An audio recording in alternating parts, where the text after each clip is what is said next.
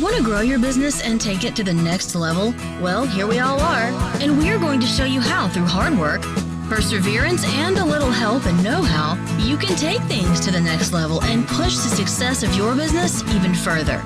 Let's get going. Welcome everyone, Paul Wright here, the next episode of the Practiceology 7 Question in 7 Minute podcast, where we teach you the science of running a highly successful and profitable allied health business that works without you. And I've tracked down Jeff Danielson today. Jeff, thanks for joining us. Hey, great to be with you. I love talking to you guys. Jeff's got he told me before the thing, he's running restaurants. He's got 19 companies. Like this is an entrepreneur 101. So let's get involved.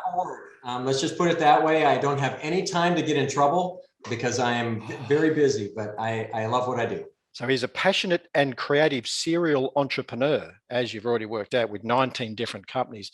His life's mission, though, is to pay it forward to the future of chiropractic and health professionals through his coaching and training company, Big Fish Enterprises, which we're going to hear all about today. Jeff, are you right to go? I'm ready. You can let me have it. I'm going to hit my timer and we are in business. Jeff Danielson, who is your ideal client at Big Fish? Yeah, the ideal client for me is going to be somebody who maybe is wondering where their next new patient is going to be coming from and doesn't want to have to worry about it. I have a patient acquisition program called Team Doc that brings as many kids, families, and athletes into practices. And also chiropractors who are looking to add an associate to help grow their practice. I help doctors lead younger doctors. So question 2 with about 6.5 minutes left. So what's the problem you solve for these docs? Well, the biggest problem is having something repeatable. And so we solve that problem by having something that literally works like a water faucet of bringing new patients into the clinic. We can flood a practice with new patients and you can turn the faucet off. And then when you need more, you just turn the faucet on. It's that simple. So question 3. And we're talking about people practice owners with poor acquisition or new patient acquisition problems. So what's the typical symptom health professionals experience when they don't have a consistent system for getting new clients? Yeah, honestly, and this happened to me when I was in young practice. I didn't know where my next new patient was coming from. I was doing a lot of different things, but I wasn't sure of what was going to happen next month. And so having a system that's repeatable is the best thing. And so we solve the problem of worry. You don't have to worry anymore. It's just a nice procedural system of bringing new people into your practice and then growing a practice through the use of associates. So question 4 then, with about 5 minutes left. So what mistakes do health professionals make, Jeff, when they're trying to solve their acquisition problems? You say there's a system for it. What mistakes do they make when they're trying to solve them? Yeah, well, there's a lot of mistakes that people make, but one of the common ones is always looking at the blinky shiny, the next new technique that they can learn, or the next new machine or instrument that they can buy, thinking that that's going to bring people in the door. And that's not what brings people to the door. It's actually you. It's who you are as a human being. And that's what we tend to focus on when I coach doctors and when I inspire doctors is to become a better version of you.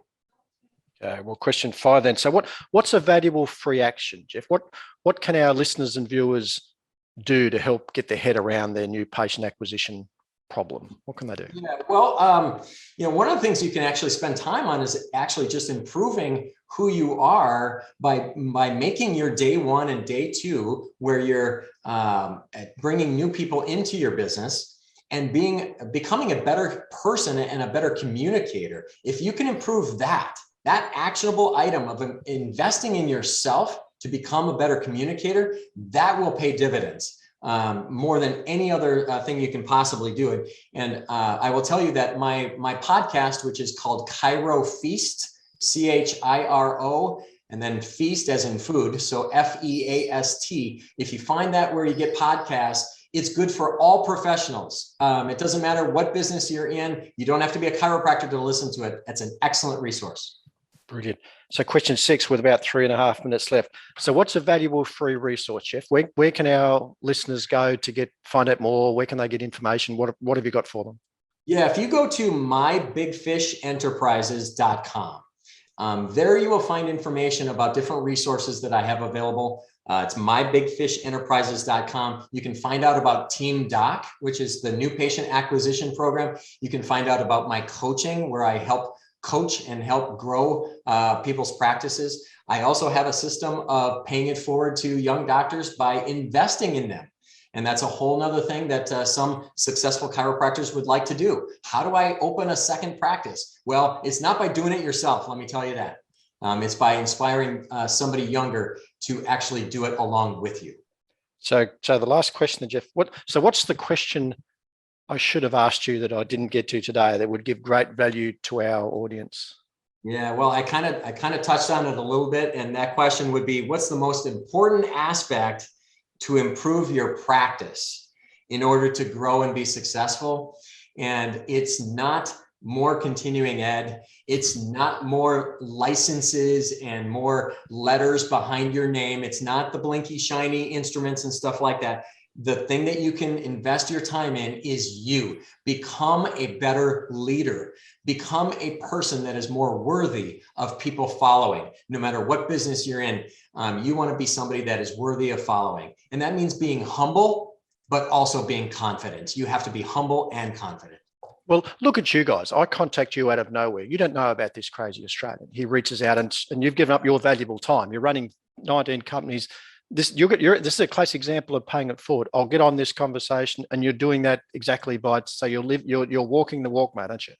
Yeah, I believe in just putting it out there, and I believe in answering crazy people that contact me from Sydney, Australia, because you never know who God wants you to meet and who God wants to direct you to talk to, and you just go from there, right?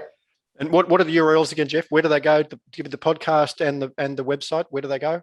The podcast again is Chiro Feast, and the website is mybigfishenterprises.com. Jeff Danielson, you are a superstar. Thank you for being part of the Practiceology Podcast.